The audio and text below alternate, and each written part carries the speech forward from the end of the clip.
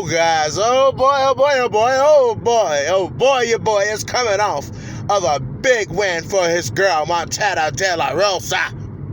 So anyway, let's go. So every single video that I have seen that talks about this fight, the only thing they can say, this is what people keep banking on.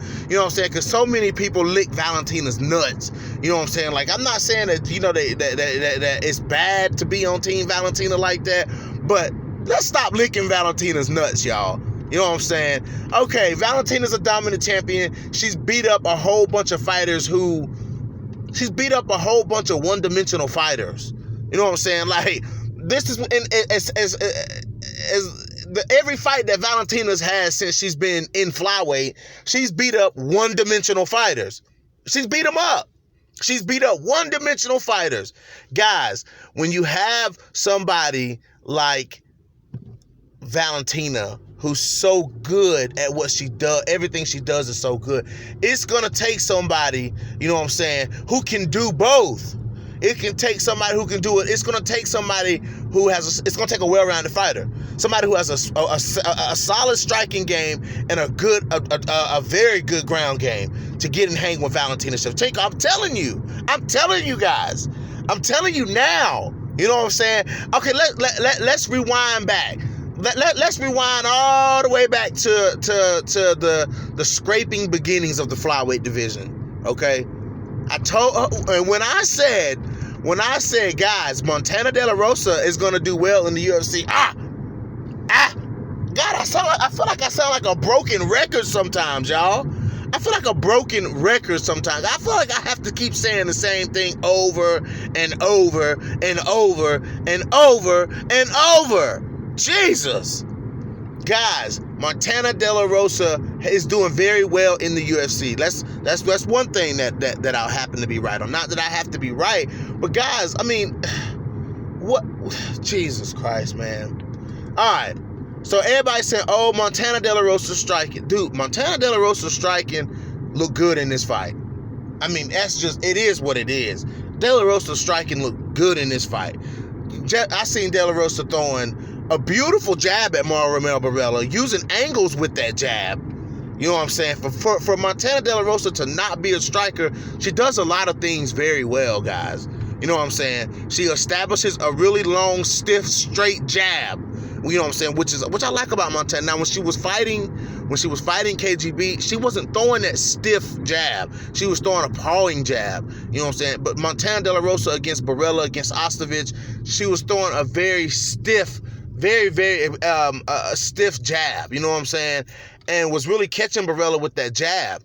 Now, Montana De La Rosa may not be the fastest with her hands, but Montana De La Rosa got good. Guys, when she landed this, and I've been telling y'all, when she almost knocked out Rachel Ostovich with that right hand, I told y'all, Montana De La Rosa has power in her right hand. She almost put Nadia Kassem down too. When she flurried in on Kassem and landed that right hand, she almost put Kassem down. Then she took her down and beat her up.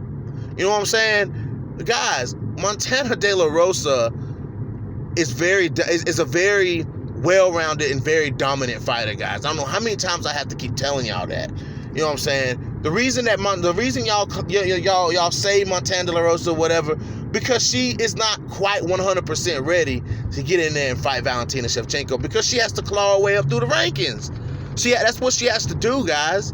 Montana De La Rosa is not getting that Viviane Araújo treatment. She's not getting that treatment. And I know it's not popular to say fighters like De La Rosa, you know, are the ones to have a shot at beating Valentina Shevchenko. It's not popular. You're not, you know what I'm saying? It's not what you should say to have everybody agree with you. You know what I'm saying? Fuck that. I believe De La Rosa has a skill set that can go in there and give Valentina Shevchenko a lot of problems. Katlyn Chookagian claimed she was a well-rounded fighter. You know what I'm saying? She hadn't really showed that she was a good grappler. You know what I'm saying? She hadn't showed that she can grapple. But what does Montana De La Rosa, answer this question and riddle me this? What does Montana De La Rosa show? You know what I'm saying? Montana De La Rosa shows a very well-rounded game. I mean, am I lying when I say that? Am I lying when I say that? Valentina being as dominant of a striker that she is, we've seen fights like this. We've seen fights where, you know what I'm saying, somebody who is not the best in striking goes in there and beats a dominant striker. We've seen this. You know what I'm saying? Prime example.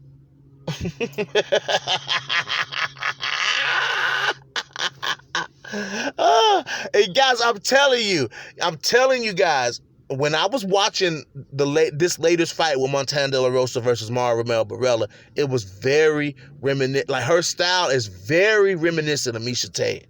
Now, the body types may not be the same. Miesha was a shorter, stockier, more muscly type fighter. You know, she had more muscles than Montana. She was just a stockier, thicker fighter versus Montana De La Rosa is tall, lanky, you know, a lanky fighter, you know, very rangy fighter.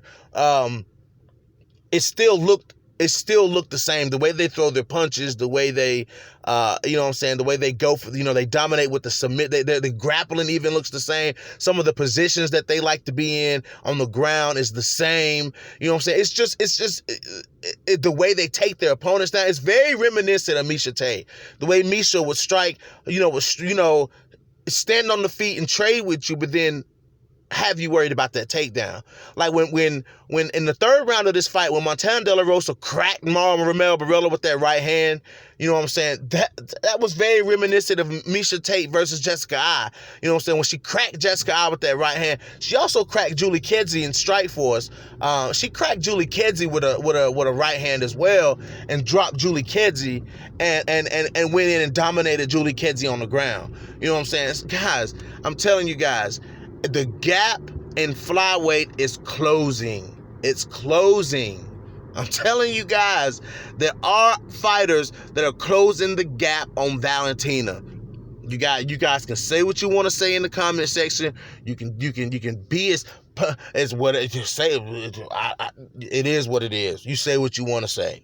You know what I'm saying? But I'm telling you guys straight up, the gap is closing at women's 125 pounds. Now, 2 years from now, or a year from now, when we see this shit play out, then y'all gonna be like, oh, you said it. Oh, you said it. You said it. Guys, this has been covering this flyweight division has been a long road for your boy. It's spanned over a couple of years now. You know what I'm saying? Guys, I'm just telling y'all what I'm telling y'all. The gap at flyweight is closing in on Valentina Shevchenko. Valentina, what I tell y'all when the rankings in this division first came out, they got all this bullshit in the top 10. They got all this bullshit in the top 10.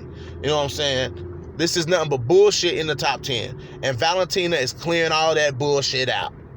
When Valentina gets through all of that bullshit in the top 5 and shit, you know what I'm saying, all that bullshit they putting in front of Valentina gets to the meat, the real meat, and the real challenges at 125. Because the real challenges at 125 are not Katlyn Chookagian, are not Jessica Eye, are not Priscilla Cachoeira, are not Liz Carmouche, it's not Jennifer Maia, it's not Alexis Davis, it's none of those girls, it's not Viviane Araújo. Okay?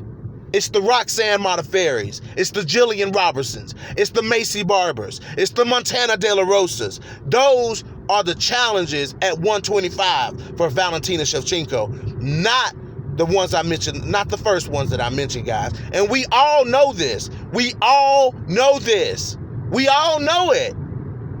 But you guys don't get it. You guys are on this, yeah, Valentina is, like I said, I don't see fault in being Team Valentina because she's very dominant. But Valentina hadn't fought the best of the division yet, guys. She hasn't fought the best at 125 just quite yet. But it's coming. It's coming. And fighters like Montana De La Rosa are coming, guys. They are coming.